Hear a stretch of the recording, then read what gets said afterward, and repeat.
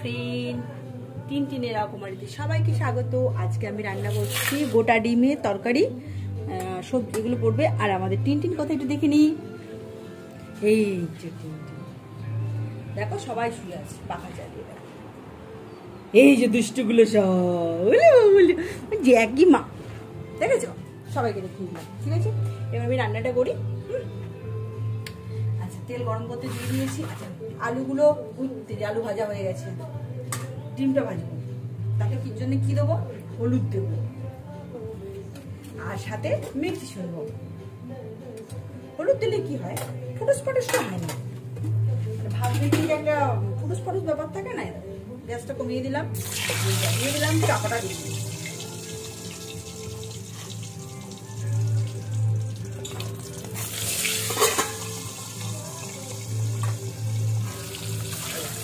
ডিমটা ভাজাও, আমি মশলাটা কুটে নিই, মানে বেটে নিই।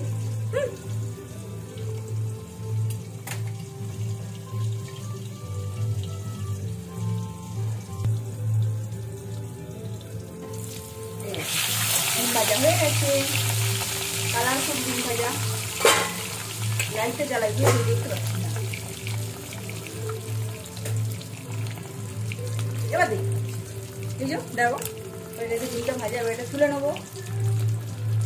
এই যে আলু ভাজার সাথেই তুলে নিয়ে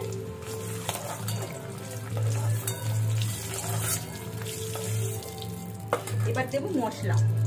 মশলায় কি দিয়েছি? আদা, রসুন, পেঁয়াজ। আদা দিয়ে পেঁয়াজ, রসুন, টমেটো। তোরা কোথায় যা, বাইরে যাবি না, ফটাফট রান্না। 10-15 মিনিটের মধ্যে লোক বাড়িতে এলে বসিয়ে রেখে রান্না করা যেতেই পারে, শুধু একটু প্রেশার কুকার থাকলেই হলো। ডিম সেদ্ধ, আলু সেদ্ধ আর ভেজে নিলে তো কথা নেই। আছে আদা রসুন না, পেঁয়াজ, রসুন আর টমেটো দিয়ে একটু কষে নিই, তার সাথে মশলাগুলো দিয়ে দিই, বুঝেছো? আর একটা লঙ্কা গাছে দিয়ে দিলাম, হলুদ দিলাম 1 চামচে, 1 চামচে ধনে, 1 চামচে জিরে, কারণ আমার এটা মেশানোই থাকে তাই। আচ্ছা, এবার তো একটু লঙ্কা গুঁড়ো আছে, কাঁচা লঙ্কা দিয়েছি, বাস লঙ্কা গুঁড়ো দিয়ে দিলাম। বেশি দেবো না, ভালো হয়ে যাবে। এবার এতে ফোড়ন করতে তেজপাতা দেবো, মিষ্টি দেবো। তেজপাতাটা কোথায় পালিয়ে গেল? এই তেজপাতা, তেজপাতা দিয়ে দিলাম। ভালো করে এটা কষে দেবো, চাপা দিয়ে কষবো। কেন বলো তো? অল্প তেল দিয়েছি তো, চাপা দিয়ে কষলে তাড়াতাড়ি কষা হয়।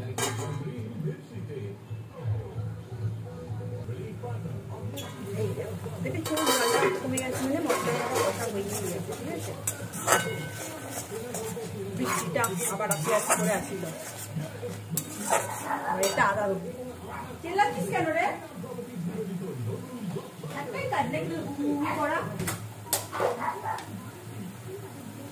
সামান্য আদা দিয়ে দিলাম। এবার আন্দাজ মতো নুন মিষ্টি দেবো।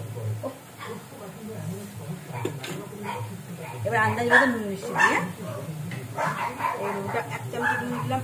আরেকটু নুন দিলাম, কারণ আলু দিয়ে রান্না করলে একটু নুন বেশি লাগে। মিষ্টিটা দেবো না আমি, আজকে ছাড়াই রান্না হবে। এবার এতে আমি এগুলো দিয়ে দেবো, সব দিয়ে দিলাম। এবার এটা আবার চাপা দেবো, বুঝছো?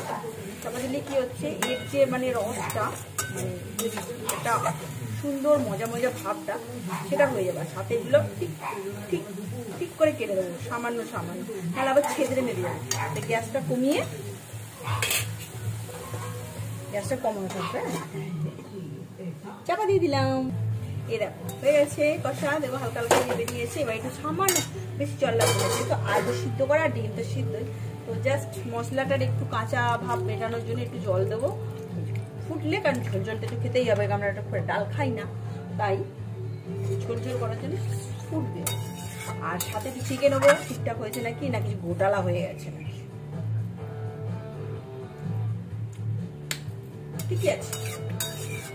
এটা হচ্ছে ডিমের ডালনা বলে এটাকে। ফুটলেই হয়ে যাবে, গ্যাসটা জোরে দিই। এটাকে ডিমের ডালনা, গরম মশলা দিয়ে নামিয়ে নেবো। আজকে তো আমরা ডিম খাবো, ওই জন্য ছেলে পেলেরও ডিম দিয়ে ভাত খাবে। 2টো ডিম দিয়েছি, কারণ মাংস তো রোজই দেওয়া থাকে ওদের, ওতে তাই ডিমটা দেবো। কারণ এই মশলা ডিমটা দিলে না ওদের নুন মশলা খাওয়াটা ঠিক নয়, ওই জন্য ওদের সবসময় আলাদা আলাদা করা হয়, নুন ছাড়া সবসময় খাওয়াতে হয় ওদেরকে। এই দেখো ডিমের ডালনা রেডি, ঠিক আছে, হয়ে গেছে। আর কি দেবো না, রান্না কমপ্লিট আমার, ভাত তো আগেই হয়ে গেছে। ওই গরম মশলা দেবো, দিয়ে নাকি আমি এই গ্যাসটা অফ করে দিলাম, ওটা বন্ধ হয়ে গেল।